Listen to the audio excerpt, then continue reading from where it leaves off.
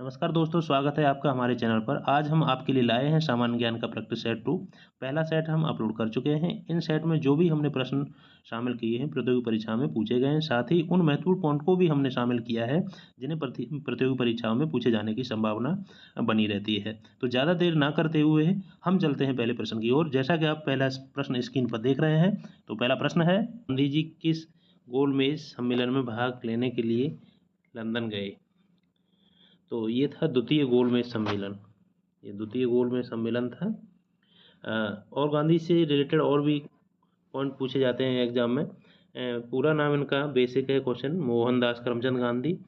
महात्मा गांधी की जो उपाधि थी वो इनको रविन्द्रनाथ टैगोर ने दी। इनकी एक पुस्तक है माई एक्सपेरिमेंट विद ट्रुथ, और करो या मरो का नारा इन्होंने दिया था वो भारत छोड़ो आंदोलन में।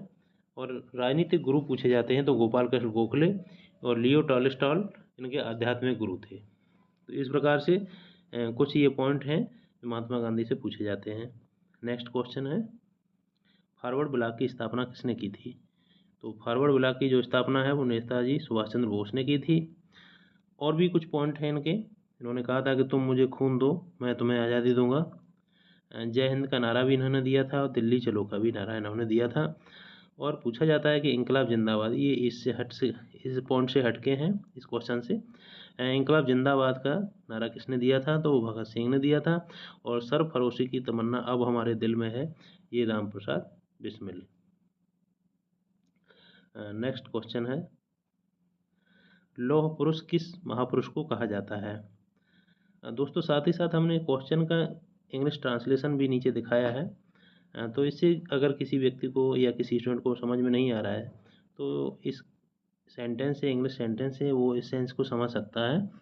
तो लौह पुरुष किस महापुरुष को कहा जाता है? लौह पुरुष सरदार वल्लभ भाई पटेल को कहा जाता है। और सरदार वल्लभ भाई से रिलेटेड और भी क्वेश्चन बनते हैं, जैसे कि स्टैचू ऑफ यूनिटी गुजरात में है, लगभग 182 मीटर 597 फीट, विश्व की सबसे ऊंची मूर्तियों में से एक है। इनके जन्मदिन, लौह पुरुष जो सरदार वल्लभ भाई पटेल है, इनका जन्मदिन 31 अक्टूबर को मनाया जाता है और राष्ट्रीय एकता दिवस के रूप में मनाया जाता है। इसकी शुरुआत 2014 से हुई है। बारदोली की महिलाओं ने इन्हें सरदार की उपाधि दी थी, वल्लभ भाई पटेल को। तो इस प्रकार से सरदार की उपाधि और राष्ट्रीय एकता दिवस और स्टैचू ऑफ यूनिटी, इस प्रकार से कई क्वेश्चन इसमें जुड़े हुए हैं, तो इसको याद रखेंगे। 1857 की क्रांति के समय भारत का गवर्नर जनरल कौन था? बहुत ज़्यादा क्वेश्चन पूछा जाता है, कई बार आया है। तो लॉर्ड कैनिंग उस समय के गवर्नर जनरल थे, लॉर्ड कैनिंग। एक 1556 में, सॉरी, जो विधवा पुनर्विवाह की जो दिया था इन्होंने, तो इसकी जो डेट है, तो सॉरी इस डेट को लेके कन्फ्यूजन में थे। जो 1556 नहीं है यहाँ पर, 1856 है। 1856 याद रखेंगे। 1856 में विधवा पुनर्विवाह अधिनियम स्वतंत्र रूप से लागू हुआ था। उस समय लॉर्ड कैनिंग का गवर्नर जनरल थे। और स्वतंत्र भारत के प्रथम गवर्नर जनरल अगर पूछा जाता है, ये क्वेश्चन भी पूछा जाता है, तो लॉर्ड माउंटबेटन थे। अगर स्वतंत्र भारत के भारतीय गवर्नर जनरल पूछा जाता है तो चक्रवर्ती राजगोपालचारी। नेक्स्ट है, भारत का सर्वोच्च नागरिक सम्मान कौन सा है? भारत का सर्वोच्च नागरिक सम्मान की हम बात कर रहे हैं तो वो भारत रत्न है। इसमें ये जो है 2 जनवरी 1954 को शुरुआत हुई थी इसकी। कला, साहित्य, विज्ञान, सार्वजनिक सेवा और खेल से संबंधित ये प्रदान किया जाता है भारत रत्न। प्रथम अलंकृत व्यक्ति की अगर बात पूछी जाती है तो डॉक्टर सर्वपल्ली राधाकृष्णन थे। साथ ही इनके डॉक्टर सर्वपल्ली राधाकृष्णन, चक्रवर्ती राजगोपालचारी, डॉक्टर चंद्रशेखर वेंकट रमन को 1954 में ही मिला था। लेकिन अगर प्रथम पूछे जाते हैं तो ये सर्वपल्ली का नाम आता है, और सर्वपल्ली का नाम ही टिक करना है आपको। इंदिरा गांधी भारत रत्न प्राप्त करने वाली प्रथम महिला हैं। और भी हैं जिनको भारत रत्न मुख्य जो मिला हुआ है, जैसे चर्चा में रहते हैं अम्बेडकर, एपीजे अब्दुल कलाम, लता मंगेशकर। ऐसे तो बहुत सारी लिस्ट है, तो बहुत सारे लोगों को मिला हुआ है, लेकिन हमने उनको शामिल किया है जो कहीं ना कहीं पूछे गए हैं। भारत रत्न प्राप्त करने वाले सबसे युवा व्यक्ति सचिन तेंदुलकर हैं, 2014 में इन्हें प्राप्त हुआ है। अटल बिहारी जी को भी 2015 में भारत रत्न मिल चुका है। भारत रत्न के बाद क्रम से पद्म विभूषण और पद्म भूषण और पद्म श्री प्रदान किए जाते हैं। लेकिन सर्वोच्च नागरिक सम्मान की बात करेंगे तो वो भारत रत्न ही है। नेक्स्ट है, भारत रत्न से सम्मानित 2001 मतलब 2001 में इनको मिला था उस्ताद बिस्मिल्लाह खान। इन किस वाद्य यंत्र से संबंधित हैं? शहनाई से, बांसुरी से, तबला से या बीड़ा से? तो ये उस्ताद बिस्मिल्लाह खान शहनाई वाद्य यंत्र से संबंधित हैं। भारत का सर्वोच्च वीरता पदक का नाम क्या है? भारत के सर्वोच्च वीरता पदक की बात हो रही तो ये है परमवीर चक्र। ये परमवीर चक्र है और प्रथम परमवीर चक्र विजेता मेजर सोमनाथ शर्मा है। प्रथम परमवीर चक्र विजेता अगर पूछे जाते हैं।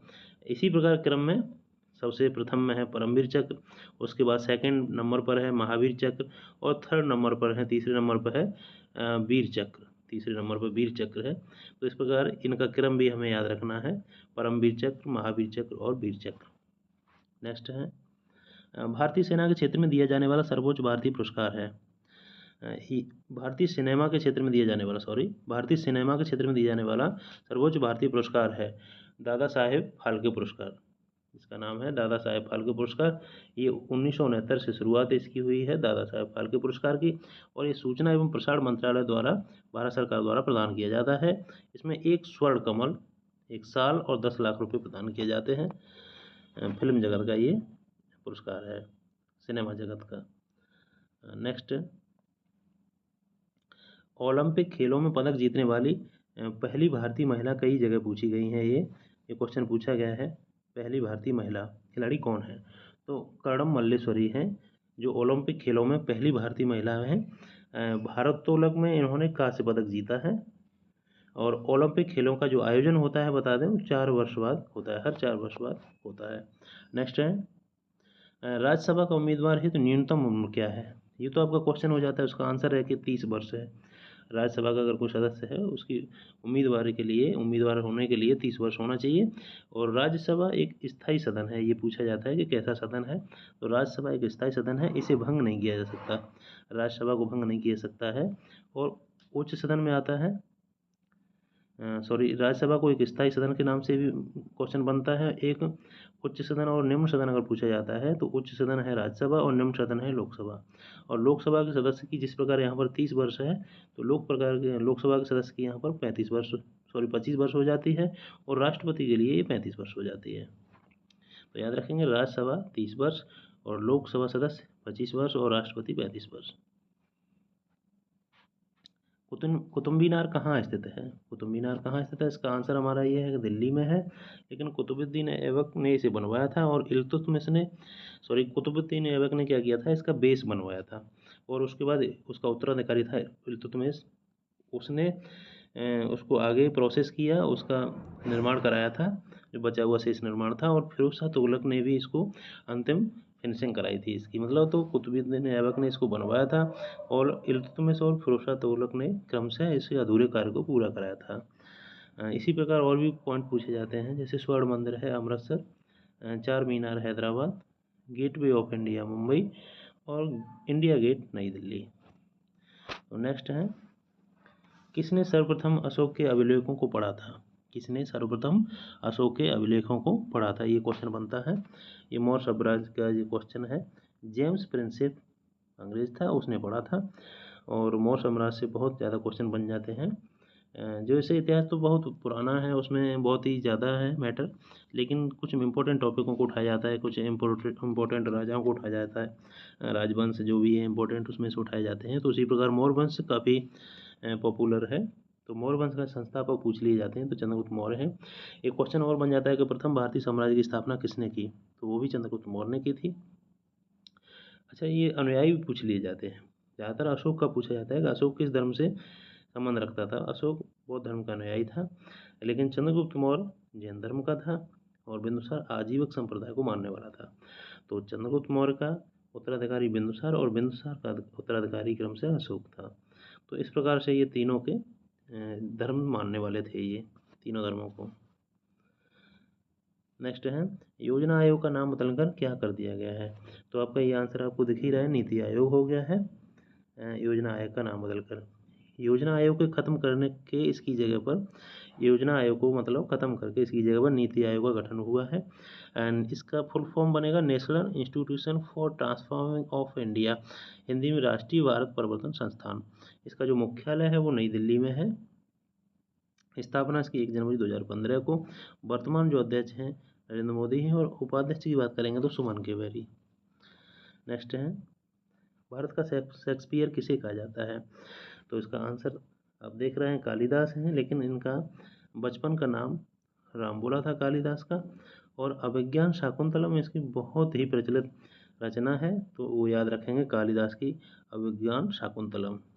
कालिदास चंद्रगुप्त विक्रमादित्य के दरबार में थे। ये भी पूछ लिया जाता है कि कौन किसके दरबार में था, तो इसको याद रखेंगे। नेक्स्ट है हिंदी दिवस कब मनाया जाता है? तो हिंदी दिवस मनाया जाता है 14 सितंबर को। 14 सितंबर 1949 को संविधान सभा ने सर्वसम्मति से हिंदी को राजभाषा के रूप में स्वीकार किया था, इसलिए हम 14 सितंबर को हिंदी दिवस के रूप में मनाते हैं। नेक्स्ट क्वेश्चन है 1857 ईस्वी के विद्रोह में सबसे पहले किसने बलिदान दिया था? जैसे आप जानते हैं बहुत पॉपुलर क्वेश्चन है, मंगल पांडे ने दिया था, लेकिन उन्होंने क्यों दिया था? वहाँ पर एक ऑब्जेक्शन उन्होंने उठाया था कि कारतूसों का इस्तेमाल हम नहीं करेंगे, चर्बी लगे हुए कारतूस थे, तो धर्म का मैटर इसमें था। और उनका नारा था मारो फिरंगी को, उन्होंने नारा दिया था मारो फिरंगी को। नेक्स्ट है महाभारत के रचयिता कौन है? तो महाभारत के रचयिता वेद व्यास हैं, महर्षि वेद व्यास। लेकिन रामायण के भी आपको पता होना चाहिए, रामायण के वाल्मीकि हैं जो संस्कृत में है, और रामचरितमानस जो अवधि हिंदी में है वो तुलसीदास हैं। नेक्स्ट विश्व पर्यावरण दिवस कब मनाया जाता है? विश्व पर्यावरण दिवस 5 जून को मनाया जाता है। और उद्देश्य जो इसका विश्व पर्यावरण दिवस का है, पर्यावरण दिवस का विश्व को पर्यावरण की सुरक्षा क्यों करनी चाहिए इसे समझाने हेतु पॉइंट दिए गए हैं, मतलब किस प्रकार हमें क्यों करनी चाहिए, विश्व की क्या लाभ हैं। तो 5 जून हमें याद रखेंगे, और इसका उद्देश्य तो उतना नहीं आता, लेकिन 5 जून आता है, ये इम्पोर्टेंट है, ये बहुत इम्पोर्टेंट है पर्यावरण की दृष्टि से। ये उद्देश्य वगैरह तो उतना नहीं आता, ऐसे लिख दिया है समझाने के लिए। आतंकवाद विरोधी दिवस कब मनाया जाता है? ये भी इम्पोर्टेंट है। ये आतंकवाद विरोधी दिवस 21 मई को मनाया जाता है। राजीव गांधी की जो हत्या हुई थी, इसी वजह से आतंकवादी विरोधी दिवस के रूप में इसको मनाते हैं। कितने वर्ष बाद राष्ट्रीय जनगणना होती है? तो राष्ट्रीय जनगणना 20 वर्ष, 15 वर्ष, 10 वर्ष या 11 वर्ष, 10 वर्ष के बाद में राष्ट्रीय जनगणना की जाती है। नेक्स्ट है झंडा गीत झंडा ऊंचा रहे हमारा की रचना किसने की है? श्यामलाल गुप्त पार्षद, इन्होंने इसकी रचना की है। और जनगण मन भी रविन्द्रनाथ टैगोर ने लिखा है, और वंदे मातरम बंकिम चंद्र चटर्जी ने लिखा है। तो ये बड़ा कन्फ्यूजन वाले क्वेश्चन बन जाते हैं कभी कभी। जनगण मन और वंदे मातरम दोनों ही ऑप्शन रविन्द्रनाथ टैगोर और बंकिम चंद्र चटर्जी हमको याद रखना है। नेक्स्ट है शिक्षक दिवस कब मनाया जाता है? शिक्षक दिवस 5 सितंबर को मनाया जाता है। देश के पहले उपराष्ट्रपति तथा दूसरे राष्ट्रपति डॉक्टर सर्वपल्ली राधाकृष्णन। 5 सितंबर शिक्षक दिवस जो है, देश के पहले उपराष्ट्रपति रहे हैं डॉक्टर सर्वपल्ली राधाकृष्णन, तथा दूसरे राष्ट्रपति भी रहे हैं। उनकी जन्मदिन मनाया जाता है, उनके जन्मदिन को मनाया जाता है 5 सितंबर के रूप में, शिक्षक दिवस के रूप में, टीचरों के सम्मान हेतु। नेक्स्ट है भारत का नेपोलियन किसे कहा जाता है? समुद्रगुप्त को भारत का नेपोलियन कहा जाता है। इसे कविराज, समुद्रगुप्त को कविराज के नाम से भी जाना जाता है। अगर क्वेश्चन आ जाता है तो आप जानेंगे कि इसे कविराज भी कहा जाता है। इसका जो क्रम है, गुप्त साम्राज्य क्या था ना, थोड़ा इंपॉर्टेंट है, इसमें थोड़ा नहीं बहुत इंपॉर्टेंट क्वेश्चन बन जाते हैं गुप्त साम्राज्य से, इसलिए तो क्रम हमने इसमें दिया है। इसकी स्थापना जो श्रीगुप्त ने की थी, उसके बाद घटोत्कच, उसके बाद चंद्रगुप्त प्रथम, जिसे महाराजाधिराज की उपाधि मिली थी, और इसके बाद नेक्स्ट था समुद्रगुप्त, उसके बाद था चंद्रगुप्त द्वितीय और कुमारगुप्त। तो इनके जो प्रशासक रहे, राजा रहे, उनका ये क्रम है। क्रम इसलिए लिख दिया कि आपको ये क्वेश्चन समझ में आ सके नीचे वाले। समुद्रगुप्त जो था एक संगीत प्रेमी था बहुत ज़्यादा। गुप्त वंश का संस्थापक ये हमारा श्रीगुप्त हो गया। गुप्त वंश का प्रथम महान सम्राट चंद्रगुप्त प्रथम की ही चर्चा ज़्यादा हुई है, तो महान सम्राट में चंद्रगुप्त प्रथम है। चंद्रगुप्त प्रथम के कोई क्वेश्चन हमारे बनते हैं तो गुप्त सम्राट से वही पढ़ने हैं हमको। और ये क्वेश्चन भी पूछ लिया जाता है कि फान किसके शासनकाल में आया था, या मान लो चीनी बौद्ध यात्री जो फायान था, भारत चंद्रगुप्त द्वितीय के शासनकाल में आया था। ये क्वेश्चन बहुत पूछ लिया जाता है, कई परीक्षाओं में पूछा गया है। और नालंदा वाला भी बहुत पूछा गया है कि नालंदा विश्वविद्यालय की स्थापना किसने की थी, जो बिहार में नालंदा कुमारगुप्त ने की थी, जो कुमारगुप्त गुप्त वंश से संबंध रखता था। नेक्स्ट, तो हमको ये क्वेश्चन अगर फिगर हमारे माइंड में रहेगा तो हमको ये पता रहेगा कि ये क्वेश्चन कहाँ से आए हैं, कहाँ से पूछे जा रहे हैं, कौन से काल से पूछे जा रहे हैं। नेक्स्ट, किसके जन्मदिन को खेल दिवस के रूप में मनाया जाता है? तो मेजर ध्यानचंद जो हैं उनके जन्मदिन को खेल दिवस के रूप में मनाया जाता है 29 अगस्त। इनको हॉकी के जादूगर भी कहा जाता है। नेक्स्ट, हमारा राष्ट्रीय पंचांग किस संवत पर आधारित है? तो हमारा जो राष्ट्रीय पंचांग है वो शक संवत पर आधारित है। और इससे इम्पोर्टेंट जो पॉइंट है वो भी है कि कुषाण वंश के राजा कनिष्क ने शुरू किया था। कुषाण वंश का जो राजा कनिष्क था, कनिष्क बड़ा मतलब प्रतापी राजा था कुषाण वंश का, बाकी तो ऐसे ही प्रकार थे। तो कनिष्क ने इसको शुरू किया था। और इस कैलेंडर का, इसका संवत का पहला जो माह है वो चैत्र है। कुषाण वंश का सबसे प्रतापी राजा कनिष्क था, जैसा कि मैंने अभी बताया। राजधानी इसकी पुरुषपुर या पेशावर। चौथी बौद्ध संगीत, ये बौद्ध संगीतियाँ भी बहुत पूछी जाती हैं, प्रथम, द्वितीय, तृतीय, चतुर्थ। तो ये चौथी जो बौद्ध संगीत थी इसके शासनकाल में हुई थी। कनिष्क का राजवैद चरक और चरक संहिता, जिसकी रचना चरक संहिता, जो चरक था वो इसका राजवैद था कनिष्क का, याद रखेंगे इसको। कुषाण वंश में थे ये मैटर, सारे क्वेश्चन कुषाण वंश से पूछे जा रहे हैं। भारत का आइंस्टीन नागार्जुन को कहा जाता है। और कनिष्क के राजकवि अश्वघोष थे जिन्होंने बुद्ध की रचना की थी। तो ये जो मेन पॉइंट है ना, ये हमको सिर्फ ये याद रखना है कि ये कहाँ से उठाए जा रहे हैं क्वेश्चन को, ये क्वेश्चन कहाँ से बन रहे हैं आखिर। तो हमको थोड़ा सीक्वेंस याद रहेगा तो क्वेश्चन भी हमारे वहाँ हमें मिल जाएंगे। और थोड़ा हिस्ट्री को समझने का भी, कम समय में हम हिस्ट्री को समझ सकते हैं शॉर्टकट में। नेक्स्ट है, किस धातु का प्रयोग मानव द्वारा सबसे पहले किया गया? तो तांबा या लोहा? तो दोस्तों जो तांबा थी वो सबसे पहले, तांबा धातु का मनुष्य ने सबसे पहले प्रयोग किया। प्रथम भारतीय अंतरिक्ष यात्री कौन थे? तो आप जान रहे हैं जैसे कि स्क्वायर लीडर राकेश शर्मा 1984 में। नेक्स्ट, सबसे छोटा ग्रह बुध है। सबसे छोटा जो ग्रह है वो बुध है।